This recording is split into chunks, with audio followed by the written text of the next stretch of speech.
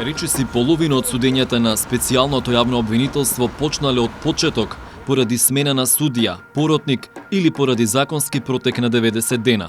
Судии се сменија во предметите насилство, Тотал, Транспортер, Тревник, Титаник 3. Поротници се сменија во Тортура, Транспортер, а Трезор Талир 1 почна од почеток поради протек на 90 дена. Некои од судиите кои постапуваа за предметите на СЈО беа сменети со годишниот распоред, а поротниците или поднесуваа оставки или им истекуваше мандатот.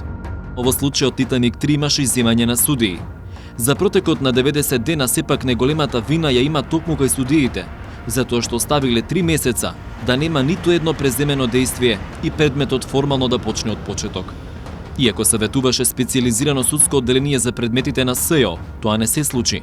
Допред аферата Рекет, рочиштата за овие случаи предизвикуваа најголем интерес во јавноста.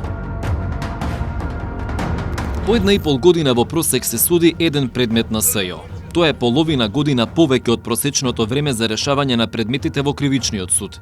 Ова го покажа истражувањето на А1ОН. Најбрзо завршил предметот Тифани, по признанието на вина на Ивона Талевска за која доби условна казна затвор, а најдолго се судат популарно наречените шамари во Центар или првото обвинение за Никола Груевски. Од овде од старата зграда на кривичниот суд пред точно 3 години влегоа првите 7 обвинети за првиот предмет на СЈО кој влезе во судница, тврдина 2, за уништување на списите од незаконското следење на комуникациите. Иако за овој предмет беше донесена првостепена пресуда, апелациониот суд во еден дел ја врати на повторно одлучување, што значи дека следната година ќе биде 4-та година како се суди овој случај. Првото рочиште за предметот насилство или популарно наречен шамарите во Центар се одржа пред речиси 3 години, на 16 декември 2016 година. На 11 од 14 обвинети досега им се суди точно 2 години и 10 месеца. Првин се смени судијката Татјана Михајлова која го водеше предметот. Потоа судењето почна од почеток поради протек на 90 дена од претходното рочиште. Месечно, сегашниот судија Душан Јосифов закажува во просек по 2 рочишта. Со оваа динамика на судење, пресуда за случајот најоптимистички може да се очекува следната година. Долг стаж на судење од 2 години и 1 месец имаат предметите за злоупотребите со превозот на ученици познат како Транспортер и Топлик за продажба на земјиште за изградба на населбата Сончев град. Во Транспортер, каде се обвинети 21 лице, се сменија судија и поротник, а протекоа и 90 дена од претходно држано рочиште. И двата предмета се во доказна постапка. Судиката Добрила Кацарска до крајот на годината за Транспортер закажа 10 рочишта, но предметот е обемен со многу материјални докази. Предметите за даночно затајување Тотал, каде обвинет Драган Павловиќ Латас, за масовното прислушување Таргет Тврдина, за набавката на софтвер за Елем Тарифа и за провизиите на автопатиштата Траекторија, до крајот на годината ќе направат 2 години од оддржување на првите рочишта.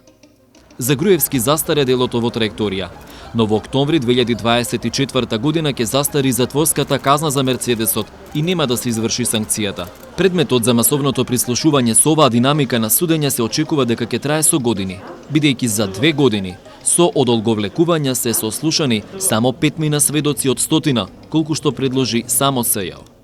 1 година и 9 месеца се судат и предметот за уривањето на Космос ТНТ и за набавката на софтверот во МВР Трезор, а само 1 месец помалку траат и судењата за изживувањето врз Љубе Бошковски Тортура, како и тендери за изградбата на музеот на ВМРО. Во Тортура се почна одново поради смена на поротничката. Љубе Бошковски и сите сведоци кои досега сведочеа ќе мора одново да се појават пред судот. Интересен е предметот Талир, бидејќи оценката на обвинението се чекаше приближно 8 месеци, а 8 месеци воопшто не може да започне главната расправа. Најмладиот предмет на СЈО за кој е поднесено обвинение е за предметот Талир 2, за незаконската градба на седиштето на ВМРО ДПМН. Се суди само 2 месеца. Целосно потврдени пресуди се донесени само за 3 од 22 предмета на СЈО – Тенк, Труст и Тифани. Единствено ослободителна пресуда е за Драган Павловиќ Латас и неговите браќа во предметот за изградбата на викендичките во Зелениково Тревник. Но судот има и поинаква пракса, кога со над 30 обвинети донел пресуди за само неколку месеца. Таков е предметот за настанито 27 април, каде што беа обвинети 33 лица, кога судијката Добрила Кацарска донесе првостепена пресуда за 16 лица за 7 месеца. Пред пресуда се предметите на СЈ од Титаник 3, Тарифа и ТНТ, но неизвестно е дали тоа ќе се случи до крајот на годината. Останува отворено прашањето: дали со оваа динамика на судења правдата во Северна Македонија е бавна или недостижна?